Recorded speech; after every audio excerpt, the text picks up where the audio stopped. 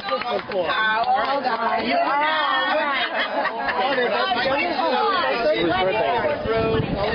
They're 16 and 17. Wait for the rest of the group on the other side.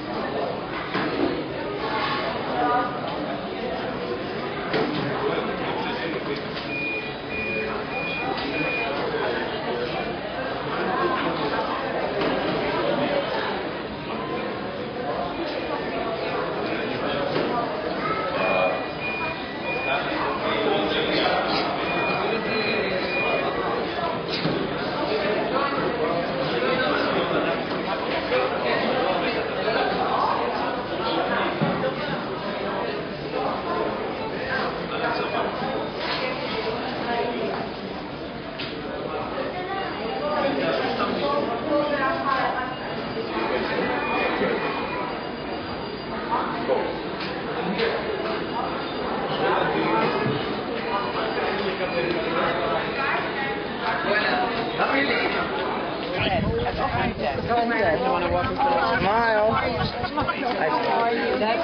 Where are you going? He's trying to hide. Okay. Look at this. Look at this. You're wearing the same thing that another woman's wearing. Oh, man. I'm not into that, but everybody's coming up with the zip-off pants, so that's good to see. Yep. Got a lot of company. Museum with many different pavilions and exhibitions that you can see.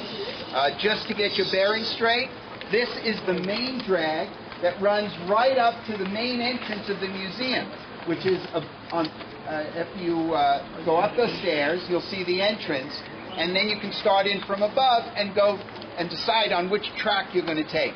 You're not going to be able to take all the tracks. There's archaeology, there's art, there's impressionism, there's design. You'll also find children's wing. The children's wing actually is right down here, and for those who have a hard time walking up those stairs, you might find it easier to enter in at the children's wing and continue from the children's wing. It connects to the rest of the exhibits. Archaeology is usually the most popular for most visitors on a first time, but if you're into art, we have some wonderful pieces of classical as well as impressionist art and modern art. My intention right now is to take you to the Dead Sea Scrolls, give you a briefing on the Dead Sea Scrolls, bring you into the scrolls so that you'll see that part of the museum, and then I'm going to let you on your own, and you'll decide where you're going to go. And once again, we all remember, at the same place where we got off the bus, at 1 o'clock, there will be a bus that'll take you back, and at 1:30. There'll be a bus. After that, or in between that, if you want to get back to the hotel, you can either walk or take a cab. Okay? All right, follow me. Watch out. Right, who's there? Action.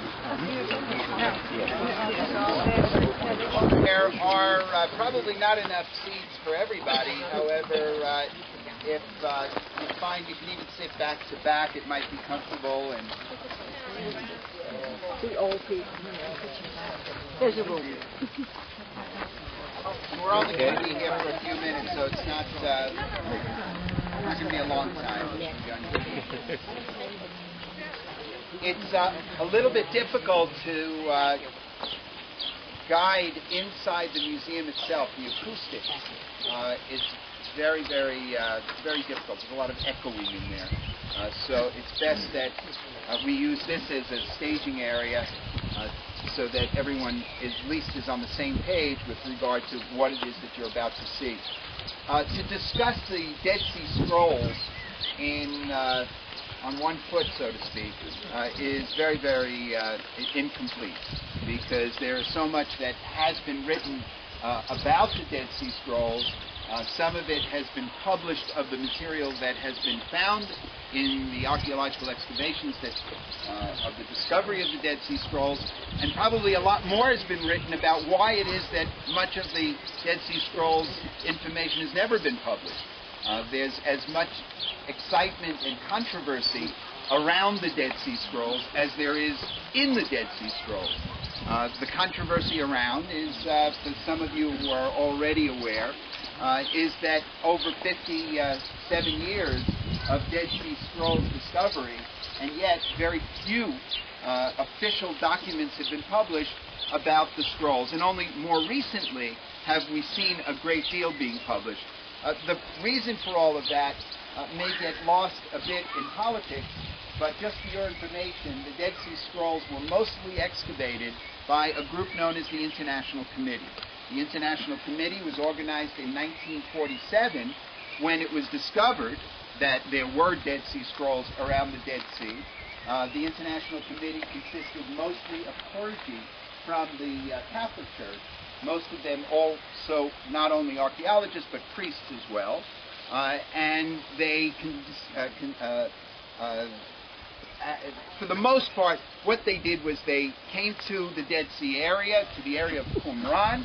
They excavated and were very, very concerned with making sure that the Dead Sea Scrolls fit the proverbial Christian view of what they felt life was like 2,000 years ago when the Dead Sea Scrolls were hidden in the caves around the Dead Sea. So therefore, you can imagine that some of the information is believed to have been obscured by the International Committee so that it would always have one major focus, and mainly that would be to prove that in these scriptures written at the time of Jesus and before, that it indicated that Jesus was the Messiah. And so for Christians, you can imagine how important that would be, and you can also understand why there was so much controversy when Jewish archaeologists would say, wait a minute, there is nothing in the Dead Sea Scrolls that indicates that Jesus even existed, let alone to point to the fact that the Dead Sea sect, whom the International Committee was trying to prove existed, was the first Christians in the history of the world. So with that, just to give you the backdrop, and I'm not getting into a lot of detail, just wanted to inform you that much of the information that had not been published may very well have been clouded in that political framework, religious and political framework. But let's go to the traditional story of the Dead Sea Scrolls, who found them, where they were found. In 1947, on November 29th, 1947, which is the same day that the United Nations voted for partition of an Arab and a Jewish state in Palestine, a Bedouin boy crawling over the hills of Judea near what is Qumran had lost his sheep, and he was looking for it. It had fallen into a hole. He followed after it, and lo and behold, it ended up in a cave. In that cave there was an urn. In that urn were rare ancient scriptures that had been written 2,000 years ago. These scriptures were taken to an antiquities dealer by this Bedouin boy, and in Bethlehem, and the next thing that you knew is that rare scriptures known as, and we would call them from that point on, Dead Sea Scrolls, because they were found right along the shores of the Dead Sea, have been discovered, and it caused a flurry of activity in terms of the academic world, the intellectual world, the religious world, and a focus was placed on what these scrolls would reveal. And within the course of the next 19 years, there would be a lot of archaeological activity all along the Dead Sea, particularly in the Qumran area. To complicate this story just a bit, you should know that the area of Qumran from November of 1947 until June of 1967 would be closed off to Jews. So therefore, Jewish archaeologists were not allowed to go and do any excavations in that area for those almost 20 years. So they had to rely on whatever pieces and fragments of the Dead Sea Scrolls that the International Committee was ready to relinquish or let them see, which was very little. As a matter of fact, for the most part, up to more recently, the International Committee forbid anyone from going into the archives, the scrollery, which is where they were taking these scrolls that they were digging out of all of these caves, and now they were finding many more, and they were bringing them to the Rockefeller Museum here in Jerusalem. The Rockefeller Museum was also in Jordan, because half of Jerusalem was occupied by Jordan up until 1967. So once again, Jewish archaeologists who would have more familiarity, obviously, with these scrolls were not allowed to even see them until after 1967. As a matter of fact, the head of the International Committee, after 1967, when we did conquer the Rockefeller Museum and did not nationalize the Dead Sea Scrolls in fear of aggravating the Vatican, we in turn only then had limited accessibility. But for the most part, the head of the International Committee even quit his job because he just didn't like Jews, and he didn't think that the Jews should be in control of the Dead Sea Scrolls nor of Jerusalem. And so he never appeared in Israel again, and he would die, and that would be the end of him. But there were a lot of other individuals like John Allegro and Vermes, who were both very concerned at the time. Actually, Vermes, who became the head of the International Committee, would end up having been originally born a Jew, becoming a Catholic priest, and then recently, within the last couple of years, has returned to Judaism and just published a book last month called The Passion, in response to Mel Gibson's The Passion, and has come out qualifyingly that as far as he's concerned, much of the Gospels were written particularly to separate Judaism from a newborn religion, Christianity, and a lot of the anti-Semitism that we experience today was born with the Gospels for that very purpose, to show a clear separation between Judaism and the new sect known as Christianity. Was the International Committee part of the UN? No, there was nothing to do with the UN. This was an international committee of archaeologists and priests. Frenchmen. They were French, they were English. All right. What is the Dead Sea Scrolls? Let's get to the nitty-gritty of all of this. First of all, you also should know that most of the information that we have about the Dead Sea Scrolls came from Professor Sukenik and his son Yigal Yadin. We're going to come up with Yadin again tomorrow when we visit Masada, because he excavated at Masada. Now, the scrolls that they had been able to research were actually scrolls that weren't found they weren't found immediately at the Dead Sea, nor were they part of the International Committee's scrolls. They were scrolls that were purchased. Yigal Yadin was in New York, and he opened up the Wall Street Journal around the same time, and on the back pages it said, "Rare scrolls for sale." Connected. Next thing you know, they were also Dead Sea Scrolls. Now, obviously, then, this Bedouin boy climbing over the hills was not the first to find Dead Sea Scrolls. There had been Dead Sea Scrolls on the market before. They just hadn't been labeled Dead Sea Scrolls. But essentially, they were the scrolls, parts of the scrolls. What we have learned since is that although it only contains about 10% of the scriptures that were found, it contains about 90% of the information. So we're able to deduce a great deal from these scrolls, even though we don't have the majority of scrolls, which still sit in the Rockefeller Museum and are still in the possession of the International Committee that exists.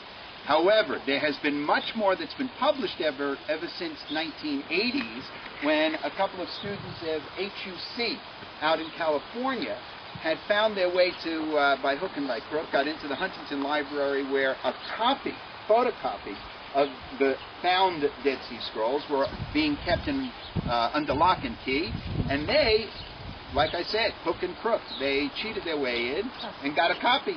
And from that copy, they began to publish. Of course, the International Committee would raise holy hell.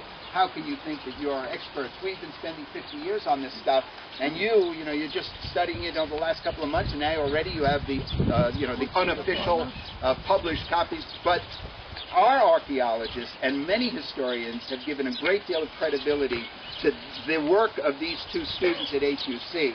And since then, there has been much more accessibility to the Rockefeller Museum and even ability for our Israeli archaeologists to look at the Dead Sea Scrolls.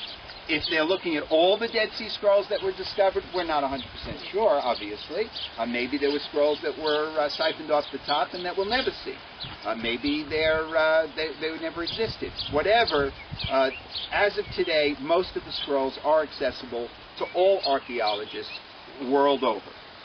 What are they? There are two kinds of scrolls that have been found. One are scrolls that are Torah scrolls, scriptures, and about half of them, and there is no controversy over them. There is no argument that they were written 2,000 years ago. There is not 100% sure who wrote them. However, it's clear that they were written 2,000 years ago, and what's so special about it is obvious, and that is that if you read those Torah scrolls that were written 2,000 years ago, found in the Dead Sea Scrolls, you'll find that not a word has changed in 2,000 years. So that means that at least the Jewish community of 2,000 years ago was reading Torah scrolls that is exactly as you read this morning if you went to synagogue. And that's an amazing find. Granted, it's not showing you, I can't show you 3,000-year-old scrolls, but 2,000 seems to be pretty good. And that is that the same Torah that you're reading was read 2,000 years ago. Terrific. The other half is where the controversy is, and those are contemporary scrolls. Scrolls that describe the lives of the people who lived around the Dead Sea, and particularly focusing in on the people who lived during those times, and more particularly the Essenes. Now let me get into a little bit of history here about the times. 2,000 years ago, there was a caste system in Israel, in Judea. There was a high caste known as the Tzaddukim, or Sadducees. They were a small group. They were an elitist group. They were a very wealthy group. They were supported by everyone else in the community because they had in some ways connected to the temple that was receiving 1/10 of the income, tithing. And so therefore they lived very well. As a matter of fact, they developed a whole philosophy that if you were a Sadducee and you were wealthy, then the chances of getting into the afterlife was much more likely. Remember that everyone 2,000 years ago believed that there was life after this. This was only an on the way to heavens. Now the question is, though, who got into that heaven? And so the Sadducees, being the elitists that they were, the wealthy that they were, who lived in the most beautiful homes in Jerusalem, who drove the most expensive cars, who had the most beautiful and wonderful catered parties, they were convinced that they were going to go to heaven because of the wealth that they had. They also monopolized all of the religious activities of the temple.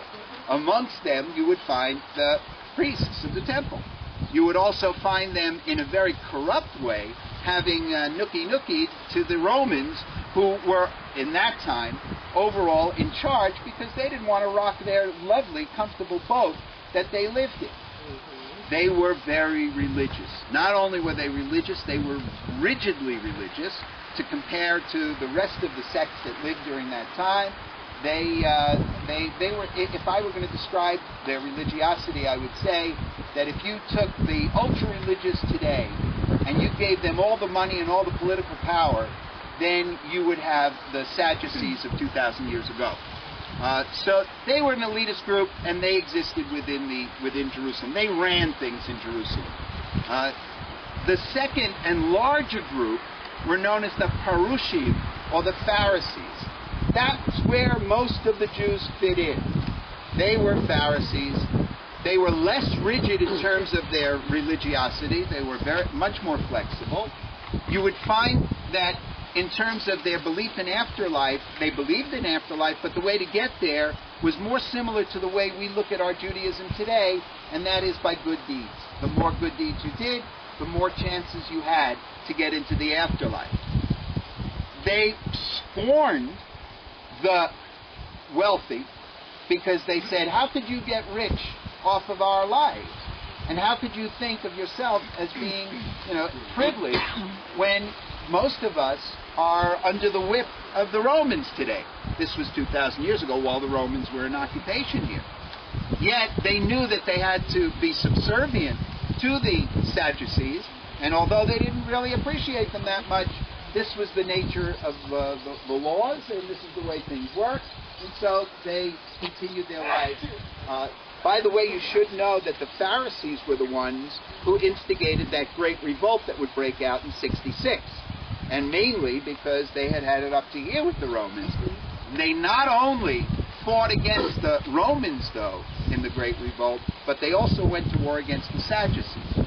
In the stories of Jesus, a Jew who was a Pharisee, comes to Jerusalem, and he goes up onto the Temple Mount, and he's changing his coins because he can't use a minted coin with the Roman emperor on it or a Roman god to buy a sacrifice. He goes up, and in the Gospels it tells how he turns over the tables of these money changers because they were taking more than they should. These money changers were Sadducees. There was a clear animosity between Pharisees and Sadducees. And that probably, and I'm getting more, and I'm going to be using Jesus more in this, because there's a very close connection here, obviously, with the International Committee, who are insinuating that the group who had been in possession of the Dead Sea Scrolls were the first Christians. There is something that has to be answered here, and maybe there is some kind of a connection, and let me try to get into that too, or at least touch on it. Finally, there were other sects, but the most interesting of them all, and probably the largest of them all, were the Essenes. Now, the Essenes were a group that believed in poverty. They believed not only couldn't you get into heaven by being rich, but you had to be anti-rich. You had to live a poor life. Now, if you see close connection between philosophies of Jesus, who preached poverty as being purity, then there is a connection here. As a matter of fact, many archaeologists today believe, indeed, that Jesus was an Essene. Now, what the Essenes did during that time. Now, it's very possible that the Essenes, the people that you're going to be reading about here in this museum, actually were Pharisees who withdrew from the community for periods of time, went down to the Dead Sea, lived a monastic kind of a lifestyle, and then returned to their own lives after 6 months or a year or so. That's possible. And we're not 100% sure that that wasn't the case. But in the meantime, at Qumran and around the Dead Sea, little communities of these Essenes were discovered. And apparently one lived monastically. They only lived with men. There was no women amongst them. There was no children amongst them. They shared everything. They were like little kibbutzim. They lived primitively. They didn't eat meat. And yet, there is some things in here that are contrary to that, and it's still a controversy. And you'll see that where they say how they ate meat. Josephus talks about meat eating. More than likely, the Essenes were not meat eaters. They did not eat meat. They only ate vegetarian. They lived off of the land. They believed that this is what God wanted them to do. As a matter of fact, now there is even a great deal of controversy over the town of Qumran. For all these years, we've always believed that Qumran was one of the communities of the Essenes. Now, archaeologists are saying, no, life would have been too good in Qumran. They wouldn't have lived in such luxury. They would have lived on mountaintops, in caves, and they would not have lived a nice life like you see in the archaeological excavations of Qumran. They probably made a living not only off of the local agriculture, but also in developing that method of extracting the balm from the persimmon and make perfume out of it, which seemed to have been a big hit in the Roman Empire at the time, and they could make lots of money out of it. And that's how they lived off of the land, by making this persimmon balm. In any event, The story has it that in the year 66, the Great Revolt breaks out. And the Dead Sea Scrolls are being hidden in caves by these people, the Essenes. Today, many of us believe that the Essenes never wrote the scriptures. And the reason is that it had to have been written by very, very educated people, and the Essenes were not very, very educated people. They were very dedicated people, and maybe even fanatical people, very rigid towards their religion, but in a very monastic and hippie kind of monastery way. This was the kind of lifestyle they lived. The contemporary scrolls, however, describing how their lives are and what they do and what their practices and what their beliefs are, were probably written by them. One of the stories that you'll read about, and that you can see even here in the description, in the design of the museum, is you see a white dome and a black monolith. The Essenes were very concerned with what will happen the day after the destruction of the world. They were convinced Armageddon is on its way. They were totally involved with the Messianic period. And they believed that eventually there would be a war of good and evil, the children of darkness versus the children of light, and that they will meet on a grand battlefield, and at the conclusion it will usher in a judgment day and a whole new order. And they talk about this. They're very apocalyptical in their philosophy and in their beliefs. Now here's where we connect with Christianity, because it's clear that Jesus was influenced, or he influenced, or somehow was connected with the Essenes. First of all, his philosophy, his prophecies. The fact that he was baptized, mikvah, in that area, and I should tell you that the Essenes were known for taking 9 and 10 mikvahs a day. They were keeping ritually pure. They were fanatic. John the Baptist was clearly one. He baptized Jesus about a mile away from the areas where the Essenes were already designated to have lived. So the connections and the philosophies and the prophecies are very Essenic. Out of this group, very well, probably grew Christianity.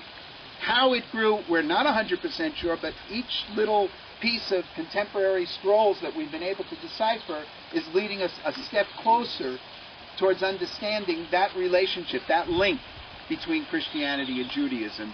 And clearly, with an open mind and the study of that area and of the Dead Sea Scrolls, we're going to be able to discover that if we want to know what it is. If we don't want to know what it is and it just remains in the archives, well, that may be the case as well. All right, without further ado, and this, like I said, what I've just tried to give you in a very short amount of time is several years of lectures and a great deal of literature that has been written on the Dead Sea Scrolls. I believe what I've done, though, is I've been able to prepare you for your visit to the Dead Sea Scrolls so that you'll be able to understand what you're seeing. Let me tell you what it's going to look like when you go in. You're going to enter a vestibule or foyer. In that foyer, if you look behind you towards where you came in, you'll see that there is the story of the discovery of the Dead Sea Scrolls, how they found them in different parts of the Dead Sea, and what they were able to unravel, Professor Sukenik, Yadin, Bedouins. Then you'll enter into what looks like a cave. The cave is symbolic because of the Dead Sea Scrolls having been found in caves, and exhibits on either side of this cave. Exhibits predominantly on the life of the Essenes and what kind of experiences and beliefs they had. And then you'll enter into the room that's right underneath this white dome. In that room, you'll see actual Dead Sea Scrolls. And each one is self-explanatory. They have a little blurb on what it is that you're looking at. You're looking at original scrolls, except in the middle. In the center, it's a photocopy of the Isaiah scroll, many parchment of Isaiah scroll, and one complete Isaiah scroll was discovered. Why Isaiah? Well, if you've got a group of people who are messianically obsessed, Isaiah is also obsessed with Messiah. And so therefore it's only logical that there would have been a great deal of Isaiah being studied from this sect. And then below, downstairs in that room, you'll also, if you're interested, you can see the Aleppo Codex. The Aleppo Codex from medieval times was preserved. It's a great story in itself of how it was rescued from fires, from destruction, from anti-Semitism, and finally brought here and is on display. It is an early version of the commentaries on the Torah and Talmud. You can visit that as well. When you complete your visit to the Dead Sea Scrolls, then you'll go out the other entrance, you'll see where the exit is, and then you'll be back on the central area of the museum. And then I invite you to enter into those buildings and take a little taste of the rest of the museum, because it really is a wonderful museum. And once again, you won't be able to digest it all in a couple of hours, but at least you'll get a good idea. Okay? Come follow me.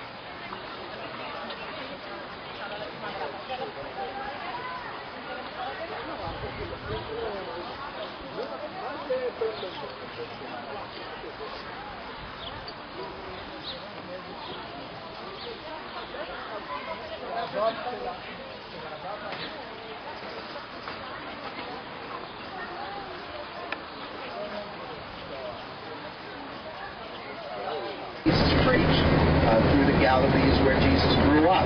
It's there that much of his philosophy was espoused, and certainly where he had the most influence. Jerusalem is only referred to really towards the end of the whole story of Jesus in the Gospels, and it's here that he comes to where he's tried, and certainly here where he comes to where he's crucified. For that reason, when Christians visit Jerusalem, it's a much more solemn, a much more awesome and sad visit, because what we're reminded of is the visit of Jesus here during Passover time, the agony that he personally is going through in order to arrive at the conclusion that even though he knows, according to the Gospels, that his death is imminent, that his crucifixion is imminent, he goes through with it anyway, which is very tragic, as you could possibly imagine. And then he does go through with it. So it's here that he goes through his agony. He goes through his final realization that he will actually go through with this, despite the fact that he knows what the ending will be. and it's here that he's tried in a very vicious trial, kangaroo court, where he sentences his crucifixion, and then finally his crucifixion. But there is something positive in the end of our story here, because Jesus rises. After 3 days after his crucifixion, he rises from his tomb, and he announces to his disciples that he will return. And when he does return, it will usher in the days of the Messianic movement that people have been waiting for all of those years. So there is a slight ending here that changes it from a terrible tragedy to something that is very positive. Now, as a Jew, relating to the Gospels, I think that many of us who are familiar with Judaism, with Torah, with traditions, the Gospels are not that unfamiliar to us. When we start analyzing certain things, for example, the Last Supper, where everyone here is familiar with Seder. And you know that it's not outrageous to be drinking a lot of wine at a Pesach Seder. And so when we come to, for example, our first stop, and we hear how Jesus, having just gone through a very agonizing moments in his life, towards the end of his life, and he discovers that his apostles are all sleeping. We can understand why they would be sleeping. They've all just come back from a Passover Seder. We'll talk about that when we're in the Garden of Gethsemane. The same thing with other traditions that we note within the Gospels. Now, I'm going to try to follow to some degree the writings in the Gospels in order to give us some kind of framework for the tour that we're taking today. But on the other hand, I have commentaries. And those commentaries, I think, will be, at least I'm going to try to at least give a few of those in terms of referencing the incidents that are taking place. So let me start off by first setting the stage. Passover, 2,000 years ago, Jerusalem, the place of pilgrimage. According to Josephus, the historian, over 1 million tourists, 1 million pilgrims are arriving in Jerusalem. Now, the first thing that we should think about, if 1 million people are coming into Jerusalem, that means you need a lot of facilities, you need hotels, you need hostels, you need a lot of water. And certainly the archaeological remains of the Jerusalem from 2,000 years ago indicates that King Herod, who was king of Israel at the time, had established an infrastructure that would be able to house all of these million people, be able to feed all of these million people, and also to make sure that they all had enough water. However, when groups of pilgrims came here, they were of, similar today, either a wealthy class or they didn't really have a whole lot of money. So some of them stayed in the best of residences in the upper part of Jerusalem. They were magnificent mansions. And more than not, they would be bed and breakfast places for the well-to-do when they came to Jerusalem. There were also hotels, like the King David Hotel, like the Citadel Hotel, like hotels like the Renaissance Hotel, that are 5-star hotels, and people could enjoy. But most people couldn't afford that. Most people would stay at bed and breakfast operations that the locals had set up, so that everybody would have a chance to have a place to stay. But you know what? The majority of pilgrims came to Jerusalem during the Passover holiday, or for that matter, Shavuot or Sukkot, which were also pilgrimage holidays, would stay in little camps. They would make themselves camps all over the city, all over the hilltops. Now, anyone coming from the Galilee, as Jesus and his apostles would, they would be coming over the Mount of Olives. And the first encounter with Jerusalem, the most logical encounter with Jerusalem, would be from the Mount of Olives.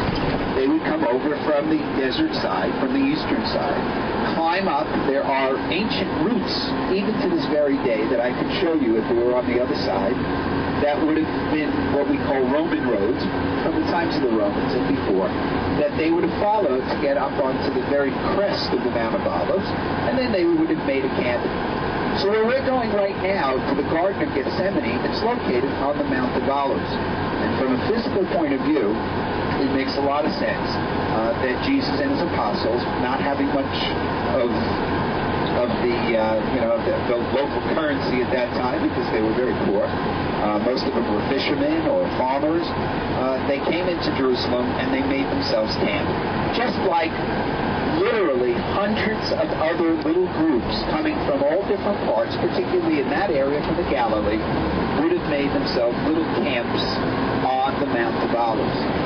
And so that's why we will find that it would be on the Mount of Olives that Jesus and his disciples would make camp. The location of the Garden of Gethsemane, once again, garden, that's an interesting concept, because when most people think of Garden of Gethsemane, they're thinking about a beautiful garden with roses and with different kinds of flowers. That's not the kind of garden we're referring to here. This was an industrial garden. An industrial garden making what kind of an industry? Olives, of course. This is the Mount of Olives. And what do you make out of olives? Oil. So most of the Mount of Olives at the time of Jesus was one large olive industry. And so was the Garden of Gethsemane. As a matter of fact, the word Gethsemane is the bastardization of the word Gethsemane, which means oil press. Suddenly the Garden of Gethsemane takes on a whole new image as an industrial garden to make olive oil. Now, whether or not Jesus actually camped in the exact site that I'm going to take you into now, or whether it was a little bit above or a little bit behind or a little bit to the right or a little bit to the left, for our purposes as Jews taking in the footsteps of Jesus, for us it doesn't really make that much of a difference. However, for many Christian groups, it is very important to know the specific area where this happened. So therefore, you have, over the course of history, conflicts between the Catholics and the Protestants and the Russian Orthodox and the Greek Orthodox, and each one having gotten to Jerusalem at a different time and establishing their churches on the sites that they believed were the places that events had taken place in the Gospels, then you can imagine that there isn't one coordinated understanding as to where things took place. You can find that, by the way, in the Church of the Holy Sepulchre that we're going to be visiting. Not only that, but I can even tell you that as far as the Church of the Holy Sepulchre is concerned, though 5 different Christian denominations, and for that matter, most of the Christian world believes that Jesus was crucified at the site I'm going to take you to and from where he rose, the Protestants don't. The Protestants believe that Jesus was crucified in a place not far from where we are to the left of us, known as the Garden Tomb. Now, the reason that they believe it's from there is because actually it was Charles Gordon, who was the commander of the British forces in Khartoum in 1865, arrives here in Jerusalem, and he reads the Gospels. It says Jesus was crucified outside the walls of the city. Well, he turns around and sees the walls are here. How could he possibly have been crucified at the Church of the Holy Sepulchre that was accepted from the 4th century? Had to be out here somewhere. And so he identifies a hilltop that you're going to be seeing in a moment, and he calls that Golgotha. Golgotha in Hebrew means skull. And he says it looks like a skull, therefore it must be outside the walls. What he didn't take into consideration was that these walls were built in 1537, long after Jesus would have been crucified. And indeed, it is proven that the Church of the Holy Sepulchre is located in a spot that was outside the walls of Herod City, which means in Jesus City. So Jesus was crucified outside the walls if he was crucified at the Holy Sepulchre. Anyway, because it became a tradition from 1865 onward, when Protestants come to Jerusalem, they may visit the Holy Sepulchre, but as far as the place that they feel most comfortable is where Jesus was crucified, and where they pray will be at the Garden Tomb, which is just around the corner from here. And as we pass I'll point it out to you so that you can see that indeed there is something to this idea of it being shaped like a skull. However, I'm going to prove to you today, or at least I'm going to pose to you today, that the Church of the Holy Sepulchre is Golgotha, but it's not called Golgotha because of its shape. It's called Golgotha for another reason, and I'll show you what that is, and I'll explain. Anyway, a lot of busyness going on here outside the walls of the old city near the Damascus Gate. You see, you've learned enough, I think, in the last couple of days that we've been touring around Jerusalem to begin to get a feel for Jerusalem 2,000 years ago. Remember that we were in a situation where the Romans had been occupying the country for over 100 years. That they were barbaric in their treatment of the Jews, that they were tightening that noose tighter and tighter and tighter, and then there was a lot of talk of revolution here. Remember, these are the years right before the Great Revolt will break out. Jesus is supposedly would have been born somewhere at the time that King Herod the Great died. Now we know that King Herod the Great died in 4 BCE, so therefore Jesus must have been born somewhere before Herod died, if the Gospels are being as accurate as they can be. So assuming that Jesus dies somewhere before the 4 BCE, that is born somewhere before 4 BCE, it's probable that he dies about 35 years or so before the Great Revolt. So during Jesus' time, it's a very uncomfortable situation throughout the country. People are saying, which side are you on? We're talking revolution. When is that revolt going to break out? Because it's going to happen any day, and it does happen any day. It happens 30 years after Jesus is dead.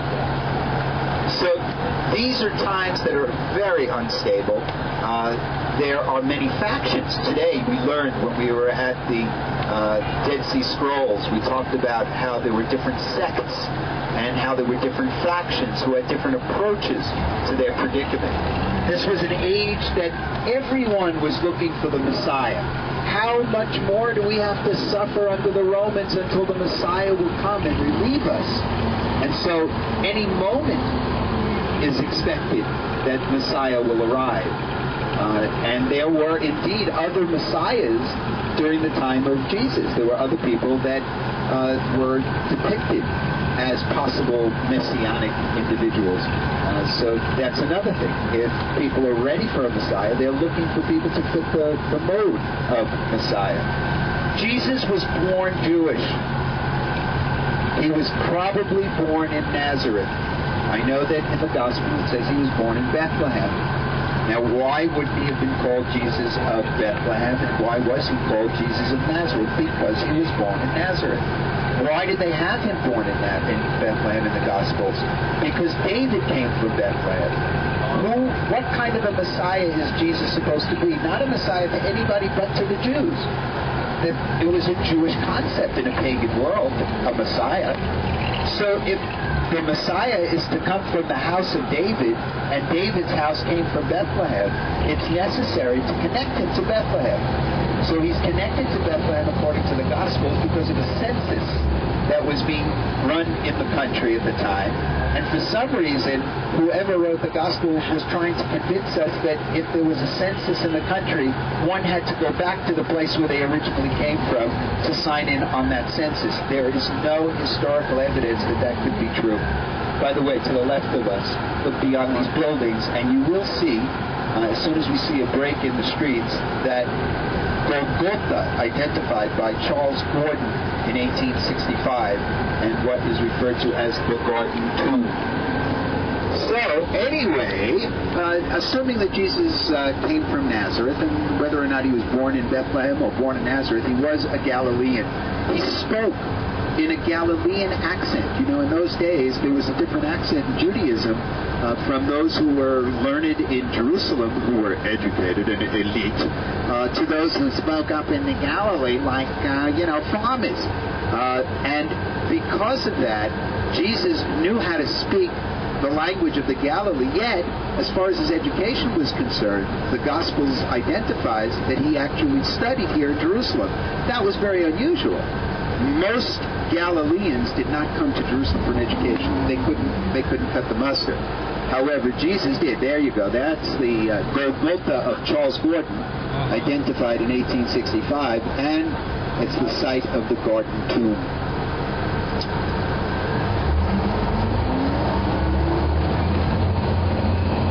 Now, I want also to make one ground rule here, and that is that the Gospels are a book of faith. It's not a history book. It's not a geography book.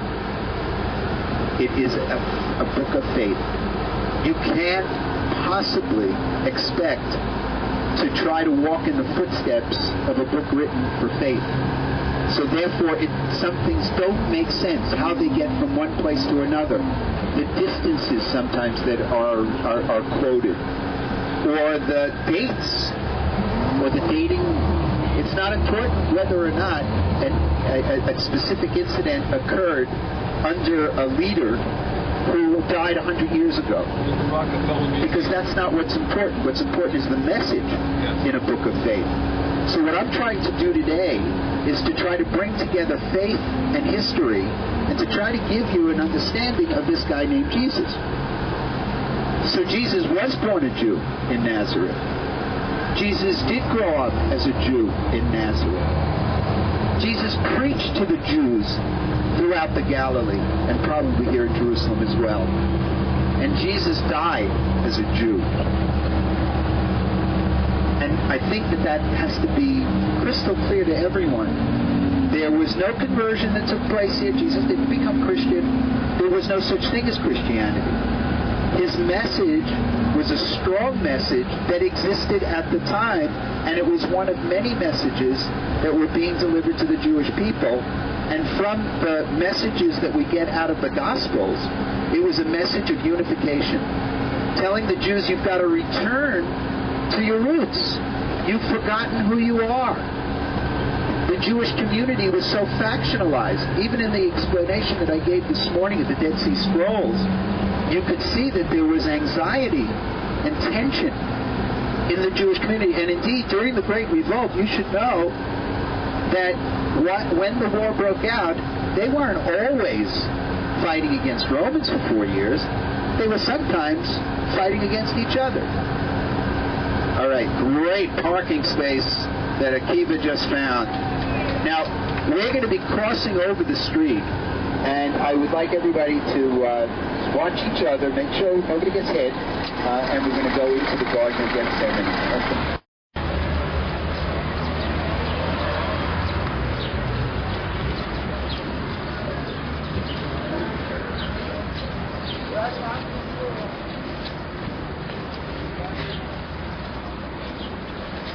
The oil from the olives that were on these trees. Yes, indeed, these trees are at least 1,000 years old. No, that means they couldn't have been here during the time of Jesus. However, you could assume that the generations of trees after are the same generations of the same trees that were here 2,000, 3,000, 4,000 years ago. That said, what happens here? The Garden of Gethsemane, for me as a Jew, I think that I can relate to this moment in Jesus' epic more than I can relate to many other places that we read about in the Gospels. And the reason is because here's a Jewish young man, somewhere around the age of 30, who has brought his group from starting at very little, and now has created a following. And he looks around himself and he's torn between identifying himself either as a Messiah, as a deity, or as a human being. And it's here where he goes through that struggle. And I think that Christians feel that the most when they're here, because it's in a place like this where each and every Christian of faith also finds himself conflicting with the issues that everyone conflicts with in their life. And that is, what is right? Who am I? Isn't it what Hamlet says when he says, when he looks at his skull, right? Yeah. And what does he say? To be or not to be, right? And that really is what's going on in the Garden of Gethsemane in the Basilica, in what will become the Basilica. Let me read it to you, and I think you'll find it even more, I think, appealing.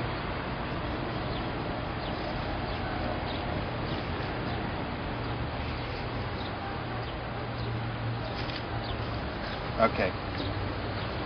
Then Jesus, this is kind of, I'm quoting from Matthew. You know, the Gospels are 4 different books that are written about the same events from a different perspective by different individuals. Most of it being written within 50 years after the death of Jesus and onward. So you have it even into over a century later. And probably written one on top of the other, taking and extracting from the ones that were written before. Then Jesus went with his disciples to a place called Gethsemane. And he said to them, "Sit here while I go over there and pray." He took Peter and the 2 sons of Zebedee along with him, and he began to be sorrowful and troubled. And then he said to them, "My soul is overwhelmed with sorrow to the point of death. Stay here and keep watch with me." Going a little farther, he fell with his face to the ground and prayed, "My Father, if it is possible, may this cup be taken from me. Yet not as I will, but as you will." In other words, he's saying basically, take this leadership away from me. I don't think I really want to go through with all of what I started here, and maybe this is where it should end. So why don't you do it? Or you give me a sign somehow to let me know whether this is what, I'm supposed to be doing. Then he returned to his disciples and found them sleeping. "Could you men not keep watch with me for 1 hour?" He asked Peter. "Watch and pray so that you'll not fall into temptation. The spirit is willing, but the body is weak." Well, once again, remember where they just came from. They just came from a Passover Seder. They spent most of the night drinking. And why were they drinking? Because Romans drank. Because that was the thing to do if you're a free man. And if you're living over 100 years under occupation of Roman authorities, and they're the ones who are free men, and they show you how free men be. They lie on their side when they drink. Right? Does it sound familiar? Right. Yes, They drink a lot. Wine. Okay, in those days there weren't 4 cups. It wasn't a requirement to drink 4 cups at their Passover Seder. However, it was a requirement to act like a free man, and drinking was very much a part of it.